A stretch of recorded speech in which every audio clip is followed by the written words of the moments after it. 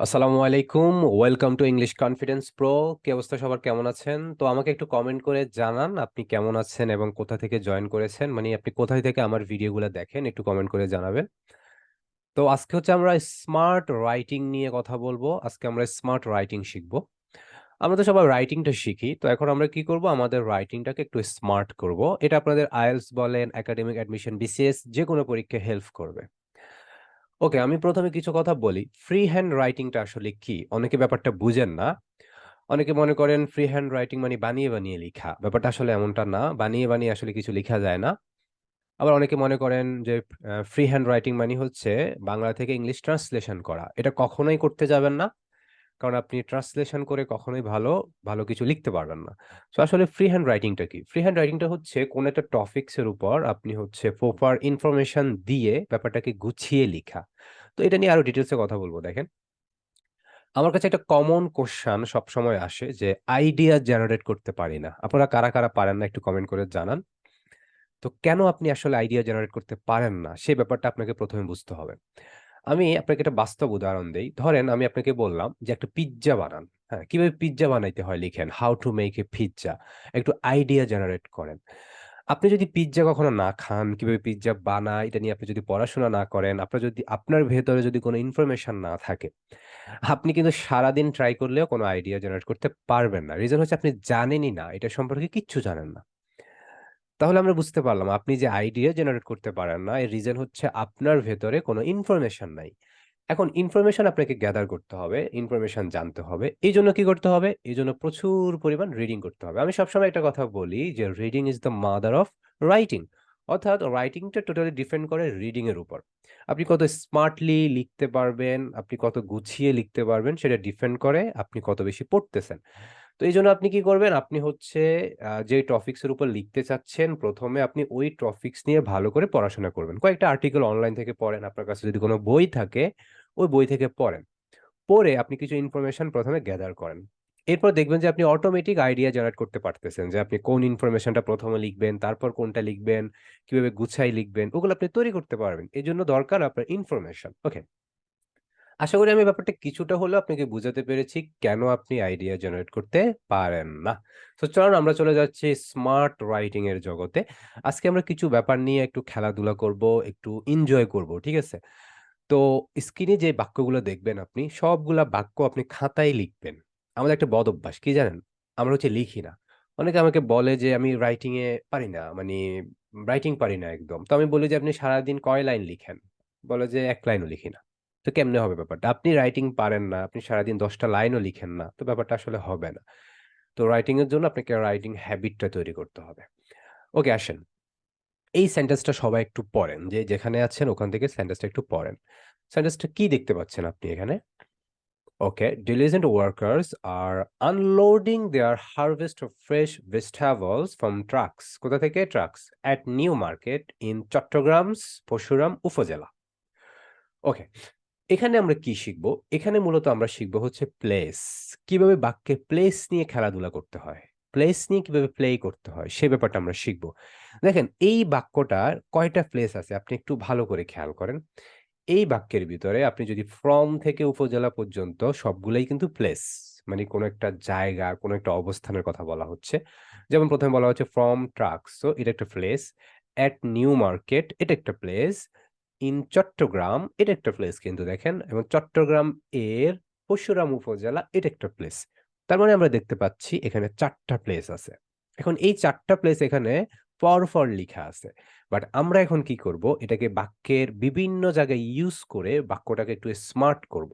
দেখি আমরা কিভাবে এই ফ্রেজ গুলাকে ইউজ করতে পারি। ওকে। সো একদম সিম্পল, আপনি জাস্ট ব্যাপারগুলো একটু দেখেন ভালো করে তাহলেই বুঝতে পারবেন। ওকে। আপনি যদি ১ম সেন্টেন্সের সাথে এই সেন্টেন্সটা একটু কম্পেয়ার করেন, দেখবেন যে আমরা খুব বেশি চেঞ্জ করি নাই। আমরা হচ্ছে ইন এর জায়গায় জাস্ট একটা কমা দিয়েছি। অনেকে আমাকে জিজ্ঞেস করেন বা অনেকে কনফিউশন থাকেন, ফ্রেজ যদি ২ টা, ৩ টা, ৪ টা, ৫ টা থাকে, অনেকগুলা ফ্রেজ থাকে, আপনি কিভাবে লিখবেন? আপনি তো জানেন বড় স্থানের আগে ইন, ছোট স্থানের আগে এট। ভালো, আমাদের এখানে বড় স্থানের আগে ইন, আ ছোট স্থানের আগে এট আছে, ভালো। বাট যদি একাধিক ফ্রেজ থাকে সেক্ষেত্রে কি করবেন? একদম সিম্পল। আপনি জাস্ট কমা দিয়ে দিয়ে লিখে ফেলবেন। কমা দিয়ে দিয়ে। মানি আপনি কমা দিয়ে তারপর বড় ফ্রেজটাকে আপনি শেষে লিখবেন। ওকে? ছোট ফ্রেজগুলোকে আগে লিখবেন। তো আমরা কি করেছি? স্লাইটলি একটু চেঞ্জ করেছি। ইন এর জায়গায় জাস্ট একটা কমা ব্যবহার করেছি। তাহলে কিন্তু আমাদের সেন্টেন্সের যে প্যাটার্ন আছে এটা কিন্তু চেঞ্জ হয়ে গেছে। দেখেন? From trucks at new market, comma okay. So এটা খুব বেশি পরিবর্তন হয় নাই। আমরা পরের সেন্টেন্সটা দেখি।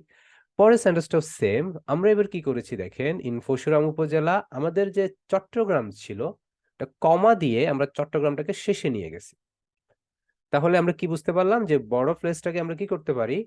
যে কমা দিয়ে লিখতে পারি। এবং শুধু বড় ফ্রেজ না, আপনি যদি আরো একাধিক ফ্রেজ এখানে নিয়ে আসতে চান, জাস্ট কমা দিয়ে দিয়ে লিখবেন।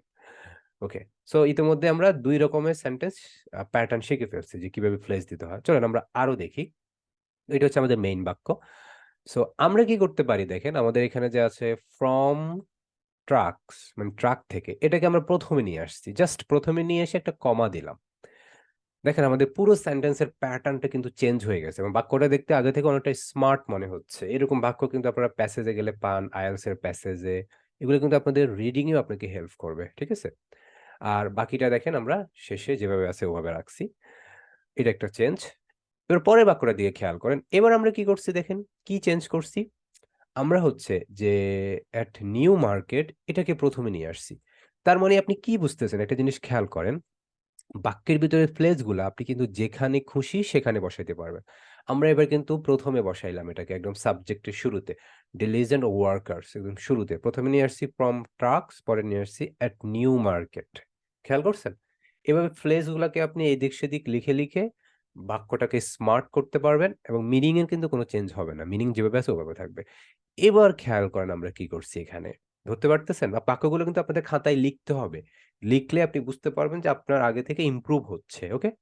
এবার আমরা কি করেছি? বড় ফ্রেজটাকে সামনে নিয়ে আসছি খেয়াল করেন। ইন চট্টগ্রামস পরশুরাম উপজেলা। আর বাকিটা হচ্ছে আমাদের শেষে আছে। তাহলে সাবজেক্টের শুরুতে আমরা বড় ফ্রেজটাকে নিয়ে আসছি। ওকে? এটা ছিল এখানকার চেঞ্জ। এবার চলেন আমরা কি করতে পারি? ওকে। এবার আমরা পুরো সবগুলা ফ্রেজটাকে সামনে নিয়ে আসলাম। শুধুমাত্র ফ্রম ট্রাকস এটাকে আমরা শেষে রাখছি। পুরোটাকে আমরা সামনে নিয়ে আসছি। খেয়াল করছেন? ওকে।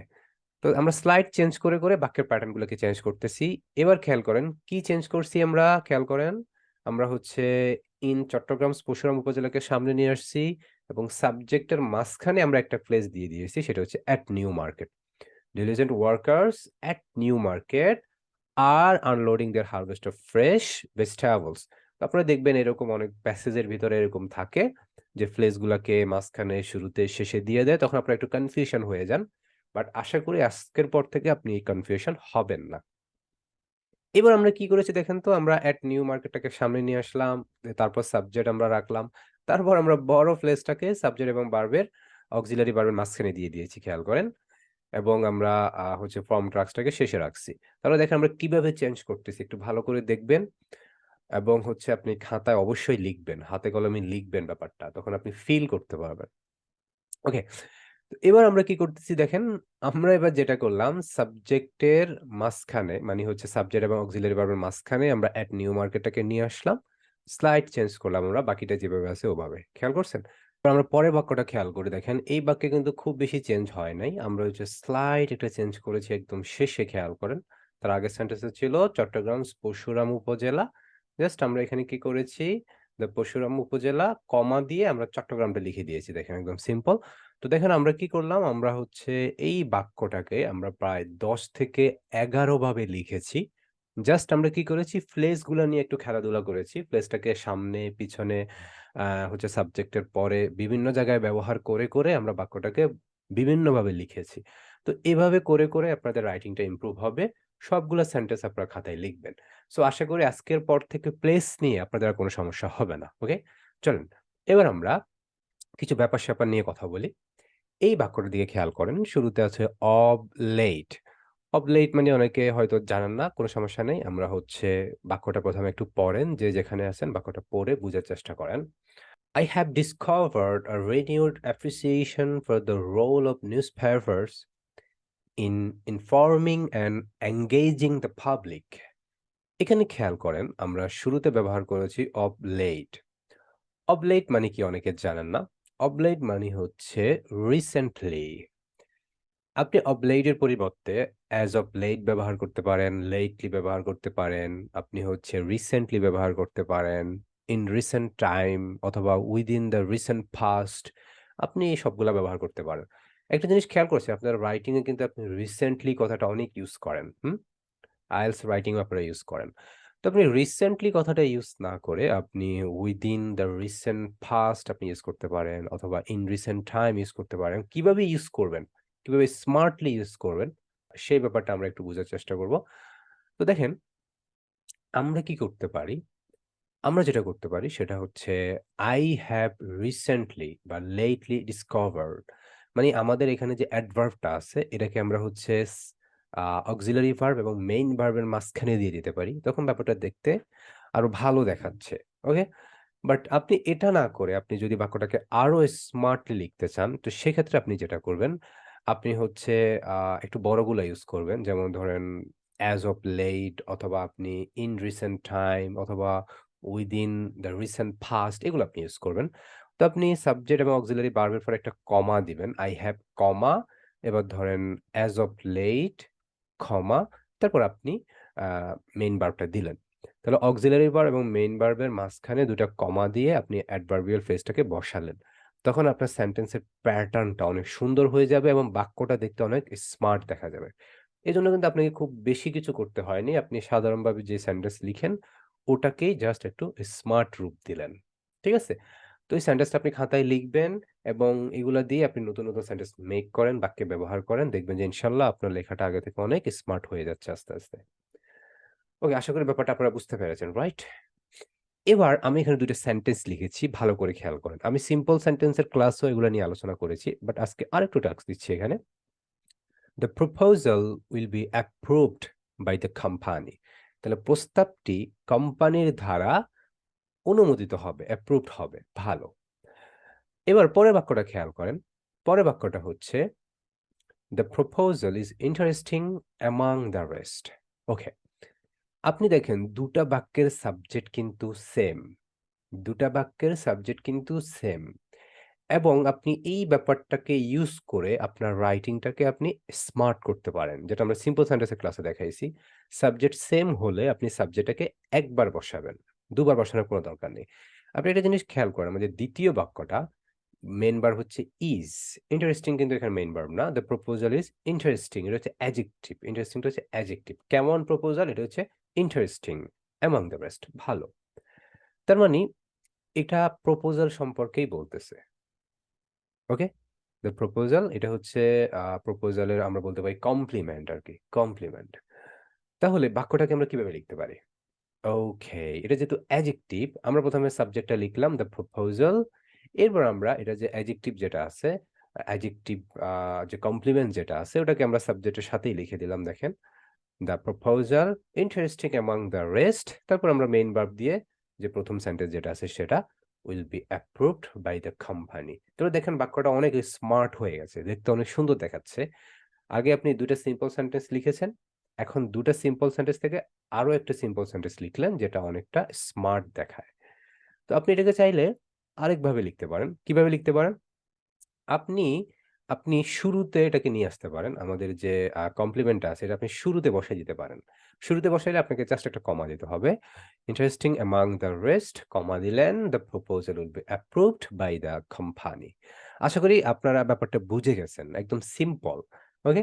তো আমি আরো একটা এক্সাম্পল দিচ্ছি যাতে ব্যাপারটা আপনাদের আরো ক্লিয়ার হয়ে যায়। দেখেন, দ্য হাজ is the 12th and final month of the Islamic calendar.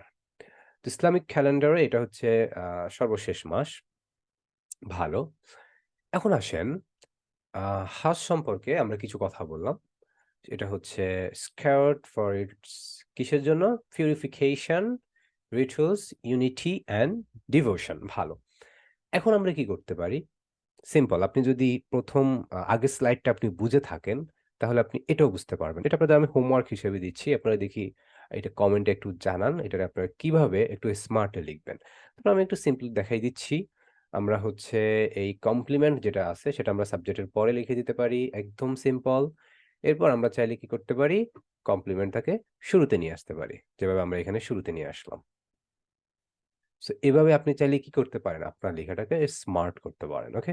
So আজকের ক্লাসটা আমরা আর বড় করতে চাচ্ছি না। এখানেই আমরা আজকের ক্লাসটা শেষ করব।